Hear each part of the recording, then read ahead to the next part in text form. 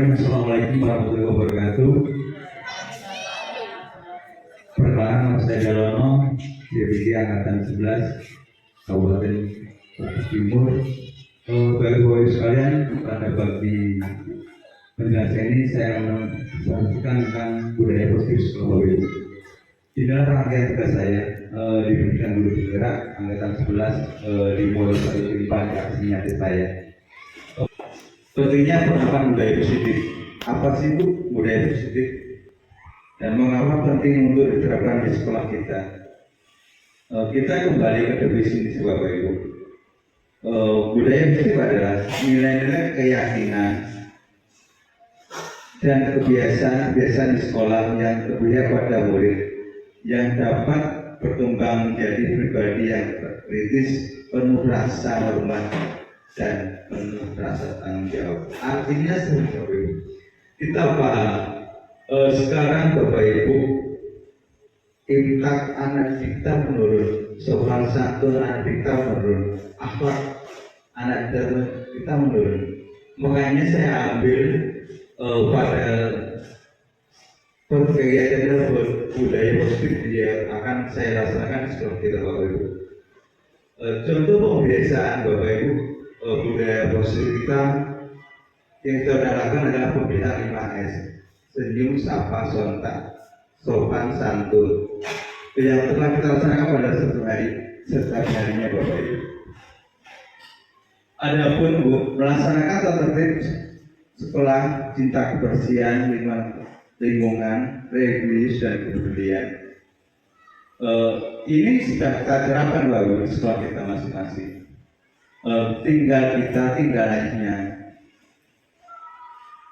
Bapak Ibu sekalian, kita tahu penerapan budaya positif sedang dikembangkan di sekolah lain-lain karena dinilai dari pihak beberapa pola pikir Kiai Dewantara bagaimana menumbuhkan anak sesuai dengan kodrat zaman dan alam. Dalam pendidikan guru penggerak Bapak Ibu, kodrat alam adalah di mana anak berkembang sesuai dengan alamnya, artinya sesuai dengan karakter orang tuanya. Sedangkan kodrat zaman adalah di mana anak dituntut perkembangan zaman dalam dunia pendidikan. Bagaimana cara menerapkannya Bapak Ibu? Kita harus memahami latar belakangnya dahulu. Artinya gimana? Pendidikan merupakan salah satu nilai terpenting untuk menentukan kemajuan suku bangsa, di mana bila semakin baik nilai kualitas suatu pendidikan, maka akan baik pula kualitas sumber daya manusianya, yang nantinya akan mampu membawa dan mewujudkan batas bangsa. Artinya Bapak Ibu, bagaimana cara melakukan? Kita nilai dulu. Sebesar apakah dan latar belakang strategi kita, berangkat dari kalangan apa, terus latar belakang keluarganya bagaimana, itu sangat menentukan dalam penentuan budaya positif. Yang kedua, sesuai dengan filosofi Kiai Dewantara yang menyatakan bahwa pendidikan di sekolah itu harus mampu menuntun segala kodrat yang ada pada diri anak agar dapat mencapai keselamatan dan kebahagiaan yang setinggi-tingginya, baik sebagai manusia maupun sebagai masyarakat melalui merdeka belajar. Artinya Bapak Ibu, ini adalah tujuan pendidikan Kiai Dewantara yang dicanangkan beliau sejak didirikan ke Taman Kanak. Beliau berharap kepada peserta kita kita harus mampu menuntut kodratnya. Kita sebagai pendidik Bapak Ibu, kita sebagai mengarahkan fasilitator, artinya kita menuntut anak sesuai dengan kodrat zaman, kodrat alam, agar menjadi manusia yang seutuhnya. Sekolah harus menyediakan lingkungan dan suasana belajar yang nyaman, aman, dan menyenangkan. Jadi Bapak Ibu, kita sebagai seorang pendidik dituntut bagaimana anak itu senang belajar. Otomatis kita dari awal dari diri kita sendiri Bapak Ibu. Kita harapan kita, bagaimana kita dicintai oleh kita, bagaimana kita disenangi oleh kita. Sekarang murid akan jenuh apabila seorang pendidik itu belum bisa menerapkan inovasi yang baru. Misalnya kita mau nonton Bapak Ibu dan pembelajaran, mungkin kalau kita belajar nyimak itu aja, anak akan jadi jenuh. Terus yang kedua, siswa yang belajar yang positif akan lebih termotivasi untuk belajar dan mencapai potensi mereka. Artinya Bapak Ibu, ketika kita menggunakan inovasi pada pembelajaran, anak akan senang belajar. Misalnya kita menggunakan media pembelajaran, baik itu video pembelajaran, poster, dan juga mungkin suatu permainan yang mengarahnya ke pembelajaran.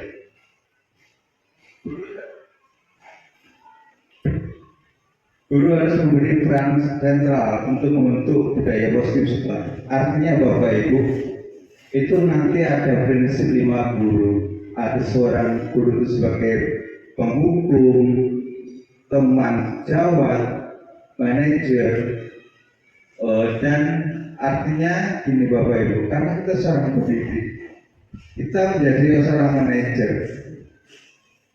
Jadi gimana manajer seorang guru? Karena seorang guru itu pemimpin dalam belajar Bapak Ibu.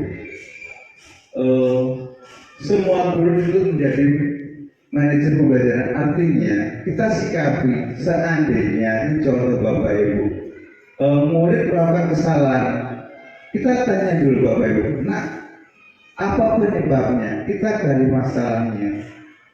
Misalnya anak terlambat, kita tanya dulu apa masalah terlambat.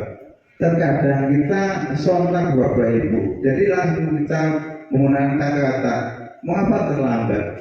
Artinya sebagai guru, sebagai seorang manajer, kita tanya asal mulanya permasalahan dari peserta didik. Nah, kenapa terlambat? Apa masalahnya? Sulit. Tetapi yang kita alami sekarang adalah sebagai buku Bapak Ibu. Jadi ketika anak-anak terlambat, kita fonis mengapa terlambat? Kita tanya dulu apa masalahnya, karena latar belakang kita berbeda-beda. Yang ketiga, guru adalah salah satu faktor penting dalam bentuk budaya positif di sekolah, karena selalu mengamati perilaku guru dan berusaha untuk menirunya. Untuk itu guru harus menjadi teladan yang baik. Ini contoh kecil Bapak Ibu. Ketika tutur kita terlepas kendali, otomatis anak-anak akan memberitahu. Karena kita adalah sebagai cermin dalam dunia pendidikan. Artinya Bapak Ibu, sebelum kita berangkat, kita koreksi, sudahkah rapikah saya?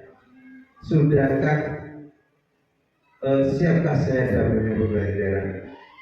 Terkadang Bapak Ibu, kita mengatakan murid, nah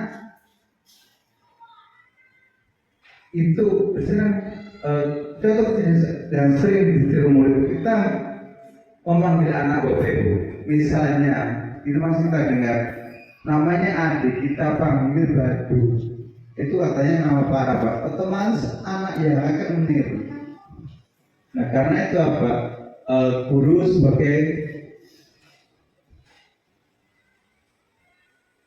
tokoh terpilih dalam dunia pendidikan.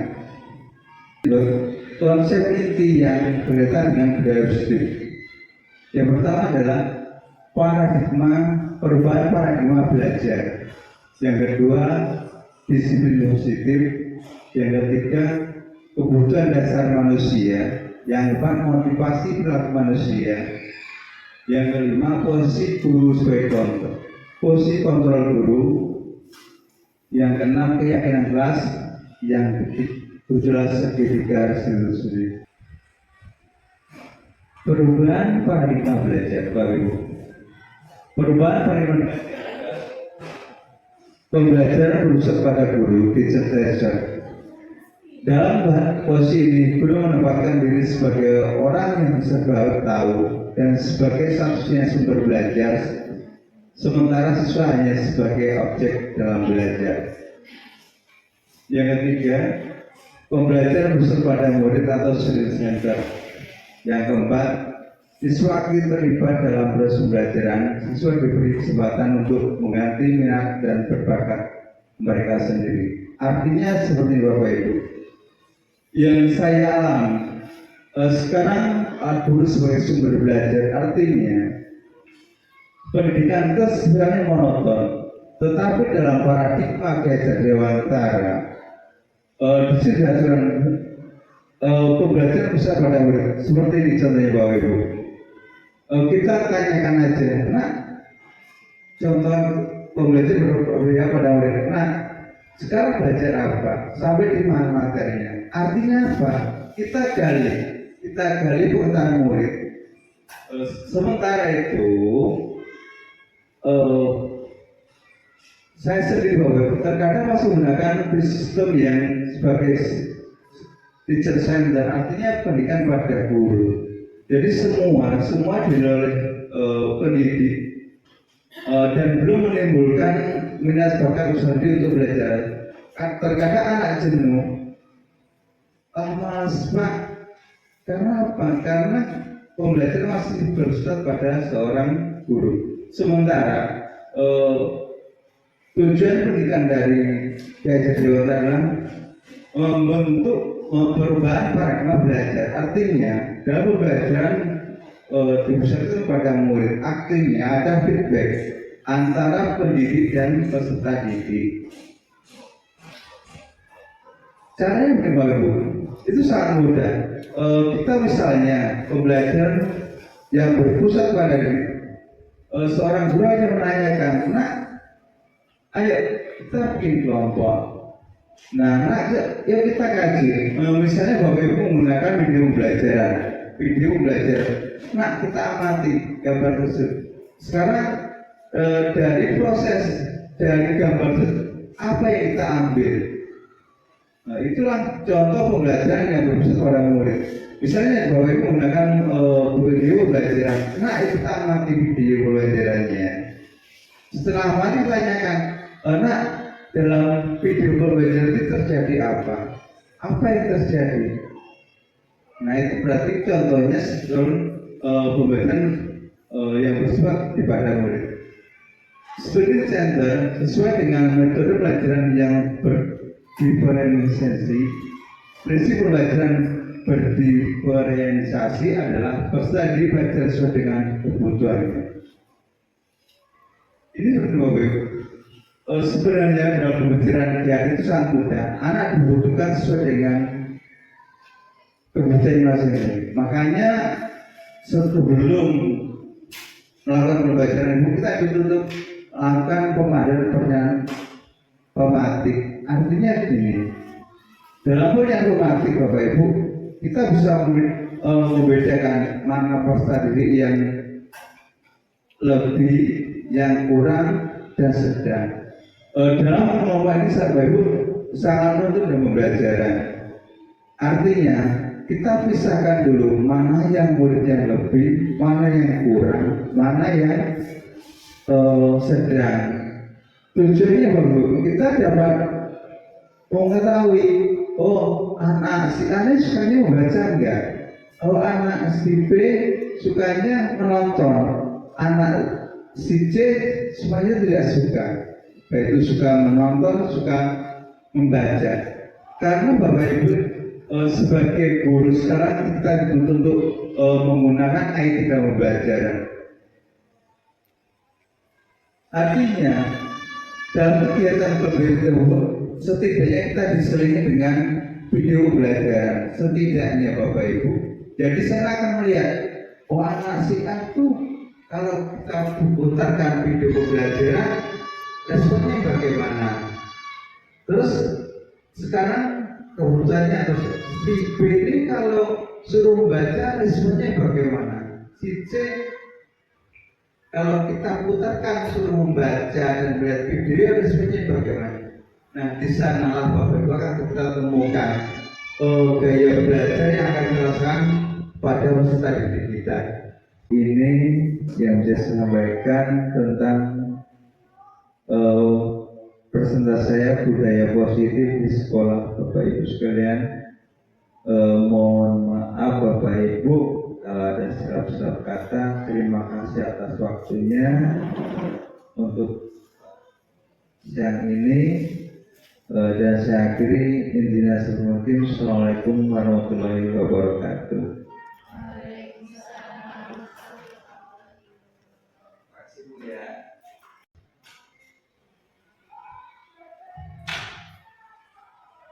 Menerapkan disiplin positif Bapak Ibu. Menerapkan disiplin positif.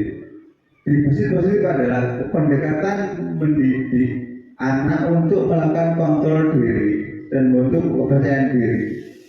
Mereka untuk lebih bertanggung jawab dan mampu menumbuhkan karakter profil belajar Pancasila. Bapak Ibu, kita tahu visi sekolah kita adalah mewujudkan prestasi yang berakhlak mulia, terus berkeadilan global, gotong royong, kreatif, mandiri dan beralatis. Ini adalah profil pelajar Pancasila. Bapak Ibu, profil ini sesuai dengan visi misi kita yang pernah kita buat untuk tahun ini. Ya. Jadi profil pelajar itu ada 6 karakter yang kita tuntut. Sementara waktu itu kita yang akan menunjukkan adalah terusnya pesan yang berakhlak mulia Bapak Ibu. Dengan penanaman budaya positif, ya benar-benar positif ini, maka kita akan bentuk karakter dengan akhlak mulia. Contohnya Bapak Ibu, kita galakkan Jumat bersedekah, embun pagi dan Jumat. Terus kita galakkan kebiasaan bersuah-dua. Itulah menuntun anak kita untuk berakhlak mulia Bapak Ibu. Tetapi terkadang masih ada pro dan kontra. Saya akan coba Bapak Ibu untuk kelas 6 sampai saat ini masih berjalan, walaupun terkadang ada yang tidak melakukan sholat duha setiap hari setelah istirahat pertama Bapak. Ternyata Bapak Ibu, di waktu timur ini Bapak Ibu, setelah saya sharing dengan rekan-rekan, digalakkan Bapak Ibu. Jadi semua dunia pendidikan, baik itu di SMP, SMA, SD, itu semuanya menggalakkan sholat duha berjamaah Bapak Ibu. Luar biasa. Makanya saya ingin Bapak Ibu kita berkolaborasi dengan guru-guru lain. Ayo kita giatkan sholat duha berjamaah. Karena Bapak Ibu, rekan-rekan yang lain Bapak Ibu setelah kami sharing itu luar biasa mereka antusiasnya. Kepala sekolahnya mendukung, rekan-rekan gurunya sangat mendukung, karena itu sangat penting Bapak Ibu. Adalah saya itu punya dengan Pak Lukas kemarin itu ada rencana Bapak Ibu kita mengaji bareng. Saya kemarin dasari dengan Pak Jumangi, gimana Bapak kalau setiap hari setelah senam kita ngaji bareng, artinya anak-anak untuk kelas 4, 5, 6 nanti saya akan berkolaborasi dengan guru lainnya, walaupun cuma satu surat kita ngaji bareng setiap hari Jumatnya Bapak Ibu. Karena itu dampaknya luar biasa. Saya ingin bukan untuk saya Bapak Ibu, saya ingin supaya itu maju, baik dari SDM-nya, skill-nya, mungkin skill dari bidang olahraga, SDM-nya kita buat dari agamisnya. Saya ingin negeri kita, SD kita ini muncul Bapak Ibu, dari segi agamanya, dari segi pengetahuannya. Mungkin Bapak Ibu di pertengahan ini akan kita jalankan yang Jumat pagi mengaji bareng. Nanti saya kita koordinasi dengan Ibu dan tatipnya sama Bu Renanya. Saya pada ingin membawa kepala sekolah, beliau mengasih tinggal lanjutnya. Tujuannya apa? Karena kita munculkan di sana memunculkan karakter yang berhak mulia. Mungkin kelas rendah nanti kita buka Iqra mungkin. Jadi kita galakkan Jumat mengaji.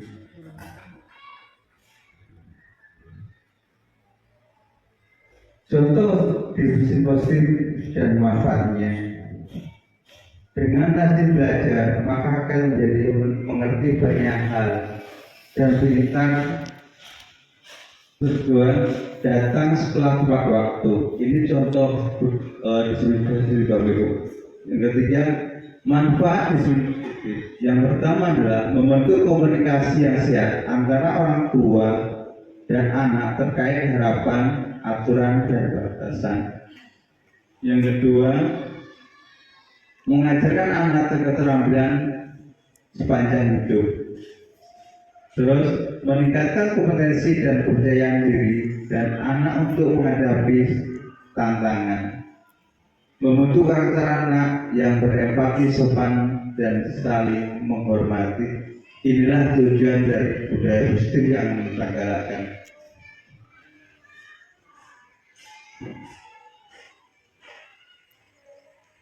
Ini adalah kebutuhan dasar manusia.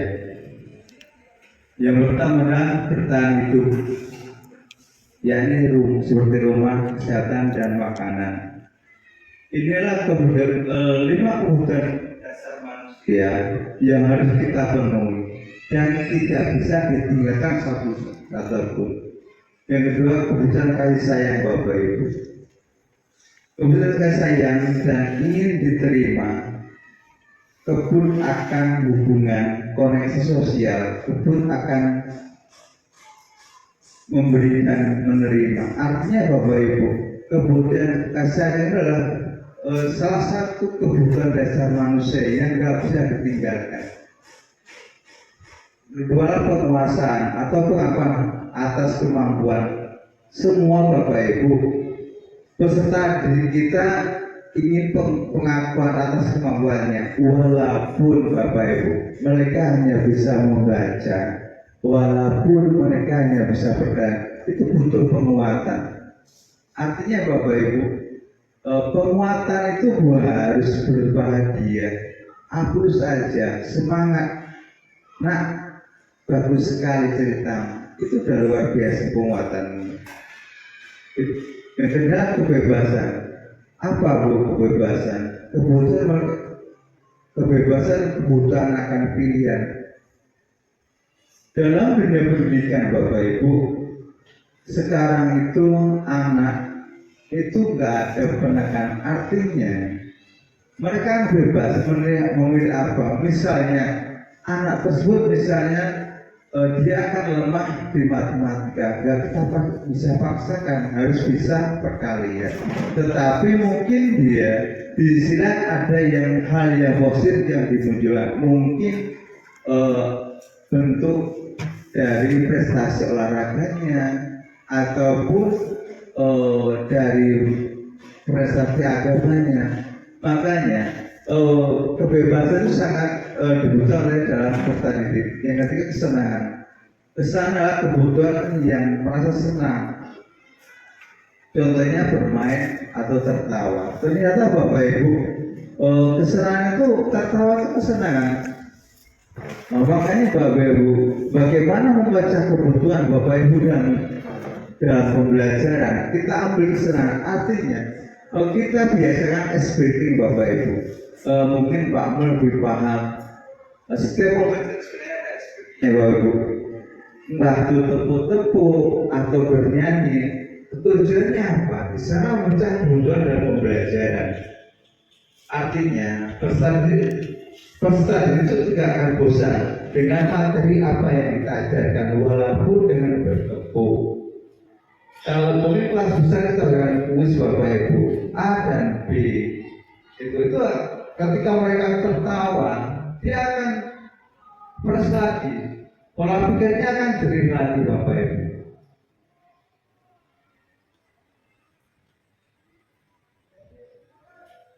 Lanjut. Jadi kapasitas untuk berubah ada di dalam diri kita.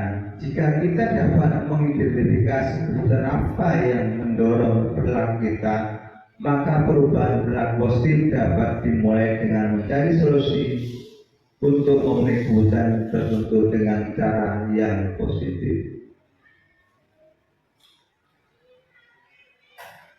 Motivasi perilaku manusia. 1. Menghindari ketidaknyamanan dan hukuman. Yang kedua, seseorang dengan motivasi ini sebenarnya hanya menghindari masalah yang mungkin muncul dan berpengaruh pada mereka. Motivasi ini bersifat eksternal. Ketiga, mendapatkan imbalan atau penghargaan dari orang lain. Yang keempat, seseorang dengan perilaku ini melakukan suatu tindakan untuk mendapatkan pujian dari orang lain, hadiah, pengakuan atau imbalan. Yang kelima, menghargai nilai-nilai kebajikan diri sendiri. Yang keenam, mereka melakukan sesuatu karena nilai yang mereka yakini dan hargai, dan mereka melakukan karena mereka ingin menjadi orang yang melakukan nilai yang mereka yakini tersebut. Ini Bapak Ibu contoh motivasi perilaku manusia. Biasanya Bapak Ibu, manusia ini termotivasi untuk melakukan sesuatu itu ada 6 poin ini. Pertama, dari tidak nyamannya. Kita tidak nyamanan. Contohnya saya Bapak Ibu. Saya ikut CPG itu, ini sebenarnya cuma menghindari 2 dari 4 tri bilang kalau sekalian nggak mau daftar CPG tak suruh pakai rok. Terus saya termotivasi cuma menghindari kenyamanan Bapak. Sebenarnya saya itu ke CPG ini menghindari tidak nyaman ketika Pak terus saya suruh pakai rok itu aja. Tetapi setelah berjalannya saya 1 bulan Bapak, ternyata mengasihkan Bapak Ibu. Terus sana nggak ada beban, terus menambah wawasan dan menambah pengalaman Bapak Ibu dalam dunia pendidikan. Jadi saya berharap motivasi menghindari tidak nyaman itu kita hilangkan. Saya ingin Bapak Ibu sekalian nantinya di angkatan 12, saya motivasi Bapak Ibu, saya berjanji kemarin apapun yang saya tulis sehingga saya dapat lulus, saya akan berikan artinya nilai di sana nanti jawaban-jawaban yang pernah saya jawab di pemberkasan akan saya berbagi praktik baik nantinya. Bapak Ibu, saya berharap bagi nanti Bapak Ibu yang punya kesempatan untuk di angkatan 12 secara motivasi kita saling kita sharing ke depannya. Jadi saya ingin dunia pendidikan khususnya di SDN 01 ini SDN-nya luar biasa. Kita nggak perlu kalah, nggak perlu gengsi, kita bisa semuanya Bapak Ibu. Karena SDN itu masih luar biasa energinya. Jadi saya ingin Bapak Ibu nanti menjadi salah satu orang yang andil dalam dunia pendidikan sebagai guru penggerak. Bapak Ibu jangan takut. Memang kalau di sana Bapak Ibu larinya kemana guru penggerak? Cuma ada 2, pengawas dan kepala sekolah. Itu jangan jadikan beban Bapak Ibu. Ternyata rekan-rekan sana Bapak Ibu setelah kampusnya itu dia nggak mau jadi kepala sekolah, larinya kemana? Dia mau ambil ke rata-rata pengawas Bapak Ibu. Itu ternyata nanti ada panggilan Bapak. Kalau ada rezeki Bapak Ibu nggak perlu daftar kok. Di CPKB jenengan nanti ada panggilan untuk jadi pengawas. Itu. Jadi Bapak Ibu nanti yang jadi beban pusat pertama jadi CP ini bukan di sekolah, tapi untuk menambah wawasan kita dalam dunia pendidikan. Bapak Ibu, inilah 5 posko seorang guru. Yang seperti saya jelaskan. Yang pertama adalah guru adalah seorang penghukum. Artinya seorang penghukum bisa menggunakan hukuman fisik maupun verbal. Guru berperan sebagai penghukum dengan memberikan konsekuensi langsung atas pelanggaran yang seperti saya contohkan Bapak. Apa sih makna guru sebagai penghukum? Kita sadar nggak sadar, ya rela nggak rela kita semuanya saya pelajari sebagai penghukum Bapak Ibu. Karena apa? Setelah saya pelajari saya sendiri, ketika anak terlambat langsung terponis, mengapa kamu terlambat? Tanpa menanyakan masalahnya dulu. Mengapa kamu nggak mengejar PR? Langsung kita marah-marah. Ternyata Bapak Ibu, setelah saya kaji beneran, proses kontrol guru itu sebagai hukum ternyata kita nggak selalu dengan pemikiran hadir Bapak Ibu. Yang kedua, tujuannya benar Bapak Ibu, tujuan hukuman menegakkan aturan dan memastikan murid memahami konsekuensi dari tindakan mereka. Artinya benar Bapak Ibu, ketika murid salah kita tegur dengan keras karena kita cuma ingin menegakkan aturan yang ada tanpa mengetahui latar belakang murid tersebut terlambat atau melakukan kesalahan. Yang kedua, pembuat rasa bersalah. Pada posisi ini guru akan bersuara lebih lembut, sementara murid akan memiliki penilaian diri yang buruk tentang dirinya. Bapak Ibu, dalam hal ini membuat murid rasa bersalah itu sangat mudah. Misalnya anak terlambat, anak gak kasihan sama ibu, nanti ibu dimarah kelas sekolah. Itu mereka membuat anak terlambat. Misalnya anak gak mau sampai bu, tidak sampai sudah anak gak kasihan sama ibu udah capek-capek buat PR, anda gak ngerjain. Itu membuat pertanyaan otomatis yang anak itu merasa bersalah Bapak Ibu. Tetapi kita ambil penghukumnya, kok nggak kerjakan PR tanpa kita kaji dulu masalahnya apa yang dengan murid. Yang ketiga, teman Bapak Ibu. Guru sebagai teman, artinya guru pada posisi ini tidak akan menyakiti murid, namun akan tetap berusaha mengontrol murid melalui persuasi. Guru berperan sebagai teman yang menerangkan dan memahami. Contohnya Bu, ketika kita duduk bareng, kita tanya, kenapa kamu murung? Itu posisi guru sebagai teman. Kenapa kamu ke hari ini enggak semangatnya?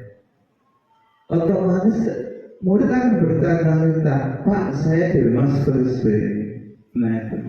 Jadi tujuannya adalah membangun hubungan yang positif dan mendukungnya. Yang ketiga, pemantau. Seorang guru pemantau sangat mengandalkan perhitungan catatan yang dapat digunakan sebagai bukti. Artinya gini Bapak, mengapa guru bicara sebagai pemantau? Kita sebagai pemantau peraturan yang ada di sekolah. Apakah murid tersebut mematuhi semua aturan dan sekolah atau belum? Yang ketiga, guru memantau ini membantu mengidentifikasi perubahan dan memberikan umpan balik yang sesuai.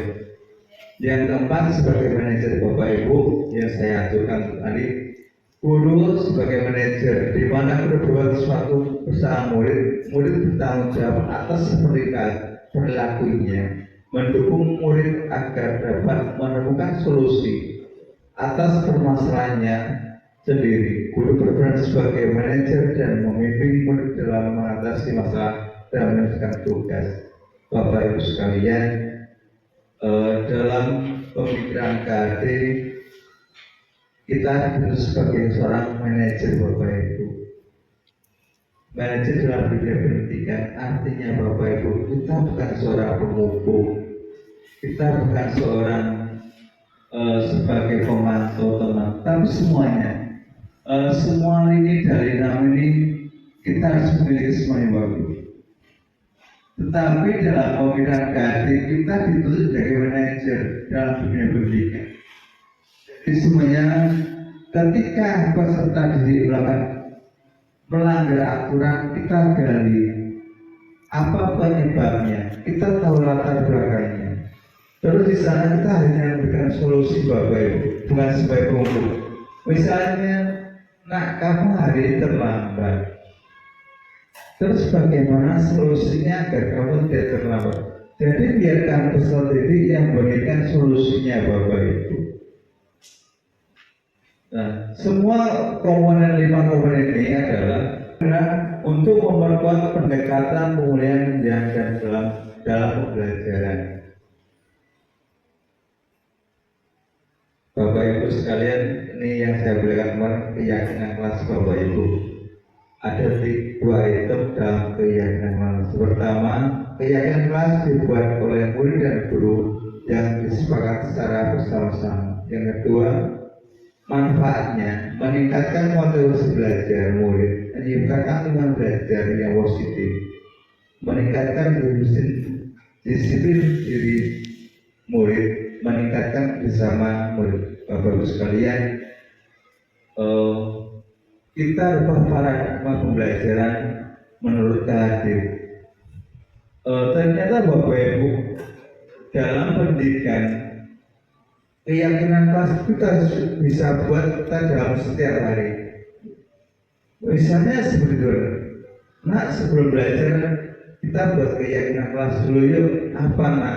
Jadi kita taruhkan keyakinan kelas itu, Bapak Ibu, tiap hari berubah. Misalnya apa nak? Oh misalnya, oh ini tidak boleh ribut, kita tulis. Terus apa lagi nak? Tidak makan ketika belajar kita tulis. Jadi ininya Bapak Ibu, keyakinan kelas itu berubah setiap harinya. Sebagai guru yang baik, Bapak Ibu, pembelajaran kita wajib buat keyakinan kelas. Itu sudah saya terapkan di kelas saya, Bapak Ibu. Jadi pertama saya masuk, anak tak berdoa, ayo kita sebelum belajar buat keyakinan kelas. Terus di sana kalau sudah terbuat keyakinan kelas, Bapak Ibu, kita tinggalkan nanti kalau konsekuensi apa nak? Kalau peserta melanggar keyakinan kelas yang kita buat, dia akan bercerita, Bapak Ibu. Dia akan ambil konsekuensi sendiri. Mungkin suruh nyanyi, karena sana Bapak Ibu, kalau saya nggak pernah menghukum, saya larinya ke ranah yang positif. Misalnya salah satu melanggar keyakinan kita, apakah misalnya menyanyi, mungkin menyebutkan sila-sila, terus menyebutkan nama kalian dari provinsi Israel. Jadi ranahnya walaupun itu sifatnya hukum, tapi yang menghukum yang positif, Bapak Ibu. Nah, Bapak Ibu, ini akan kita gunakan tentang segitiga restitusi. Ini pernah kita bahas waktu KKK di Markoyo. Waktu itu Pak Tri yang menyampaikan segitiga restitusi. Ini tahapan segitiga restitusi, Bapak Ibu. Ini kemarin pernah disinggung Pak Triyono waktu KKK di Markoyo. Segitiga restitusi merupakan proses pencerahan kondisi bagi murid untuk memperbaiki kesalahan mereka sehingga mereka bisa kembali kepada kelompoknya dengan karakter yang lebih kuat. Yang pertama adalah menstabilkan identitas. Jika anak berbuat salah, maka ada kebutuhan dasar yang tidak terpenuhi. Caranya bagaimana Bapak Ibu untuk menstabilkan identitas? Misalnya pas tadi salah, kita tanya, nah tahu nggak alasan Budi Bapak panggil ke ruangan ini? Dia akan diam Bapak Ibu. Otomatis mungkin dia akan jawab, tahu Pak, mungkin saya salah. Nah itulah menstabilkan, artinya membuat anak itu nyaman dulu Bapak Ibu. Jangan memvonis. Ketika anak berbuat salah, kita stabil dulu identitasnya. Kita tanya, apa masalahnya? Terus yang kedua, fondasi tindakan yang salah. Kita harus memahami kebutuhan dasar yang mendasari tindakan tersebut bersalah. Misalnya anak berbuat salah, misalnya Anda terlambat. Ini contoh kecil, misalnya terlambat. Nah, mengapa kamu terlambat? Semalam kamu tidur jam berapa? Terus mengapa kau bisa terlambat? Atau bapakmu tidak membangunkan atau ibumu tidak benar? Kita tanya dulu sumbernya. Sumber dari kesalahan anak. Yang kedua, menanyakan pihak kelas. Ketika kelas 1 dan 2 sukses, 8, maka anak akan siap untuk dihubungkan dengan nilai yang dipercaya dan pindah menjadi orang yang dia inginkan. Bagaimana menanyakan keyakinan kelas? Nah, anak-anak tahu nggak keyakinan kelas yang kita buat? Kan seperti itu apa? Misalnya datang tepat waktu. Nah, kalau anak Anda terlambat, kira-kira sesuai dengan keyakinan kelas yang kita buat, otomatis anak menderita. Oh, saya bersalah Bapak Ibu. Artinya seketika itu kita bukan sebagai penghukum, tetapi pertama adalah mencari solusi untuk mencari solusi anak tersebut agar bisa berubah dengan apa yang mereka lakukan. Bapak Ibu sekalian, kita menciptakan budaya. Seorang guru memiliki peran untuk membangun atau mewujudkan budaya positif di sekolah. Budaya positif dimulai dengan perubahan paradigma tentang teori kontrol. Selama ini mungkin kita sebagai guru merasa berkewajiban mengontrol perilaku siswa agar memiliki perilaku sesuai yang guru harapkan. Perbuatan guru sering memberikan hukuman kepada siswa yang melakukan kesalahan dan memberikan imbalan terhadap perbuatan yang baik yang dilakukan oleh siswa. Bapak sekalian, ternyata pemberian hadiah itu salah satu dampak negatif Bapak Ibu. Mengapa demikian? Karena pemberian itu akan menurunkan keyakinan seorang siswa. Misalnya Bapak Ibu, saya bilang sebenarnya dalam rapor itu nggak boleh dikasih juara 1, 2, 3. Di sana larinya dia akan turun Bapak Ibu. Otomatis misalnya itu ada 10 besar di dalam satu kelas, yang nomor 10 dia akan merasa minder.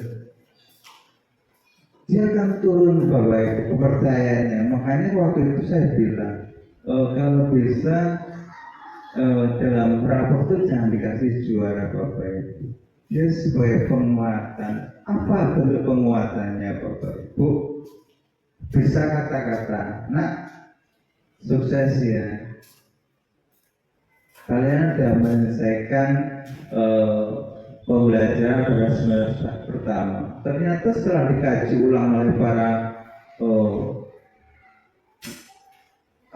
cendekiawan, para dosen, itu ternyata pemberian penghargaan dalam pembelajaran itu menimbulkan pro dan kontra Bapak Ibu. Ternyata di sana pertama adalah meminderkan atau menyebutkan salah satu peserta yang kurang berprestasi atau berkurang mampu. Karena Bapak Ibu, dalam penilaian prestasi itu tidak bisa dinilai dengan satu konten. Artinya Bapak Ibu, mungkin si A unggul di dalam ilmu pengetahuan, tetapi lemah dalam perilaku Bapak Ibu. Jadi nggak bisa si A juara satu, tapi si B ini, si A ini juara satu di pengetahuan, tapi di tingkah lakunya kurang. Si B ini di pengetahuannya kurang, tapi dalam perilakunya baik. Makanya itu nggak bisa. Oh, si A juara itu makanya juara di bidang apa Bapak Ibu? Apakah di tingkah lakunya atau di pengetahuannya? Karena karakter anak berbeda-beda. Makanya itu waktu itu sangat jadi pro dan kontra masalah pemberian penghargaan atau hadiah, karena akan menimbulkan ketidakpercayaan seorang peserta di Bapak Ibu. Nah, berdasarkan beberapa penelitian tentang teori kontrol, semua perilaku manusia pasti memiliki tujuan. Lagi begitu pula dengan perilaku siswa. Bahkan semua kesalahan yang dilakukan siswa pasti memiliki alasan. Alasan tersebut biasanya disebut dengan pemenuhan kebutuhan dasar manusia. Bagus kan? Biasanya anak itu melakukan kesalahan kurangnya kasih sayang yang namanya. Yang kedua, mereka mulai alasan mengapa saya berbuat nakal, terus mengapa saya berbuat ini yang saya sampaikan tentang presentasi saya budaya positif di sekolah Bapak Ibu sekalian. Mohon maaf Bapak Ibu kalau ada silap-silap kata. Terima kasih atas waktunya untuk siang ini, dan saya akhiri intinya seperti itu. Assalamualaikum warahmatullahi wabarakatuh.